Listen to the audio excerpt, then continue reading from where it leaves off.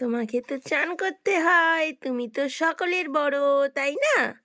সকলের বড়রা তো সবার আগে চান করে, তাই তোমাকে সবার আগে চান করতে হয়। তারপর বাকিরা চান করবে, কেমন? আগে তুমি চান করবে, তারপর সবাই চান করবে। আমি আগে চান করবো না, খুব ঠান্ডা খুব ঠান্ডা।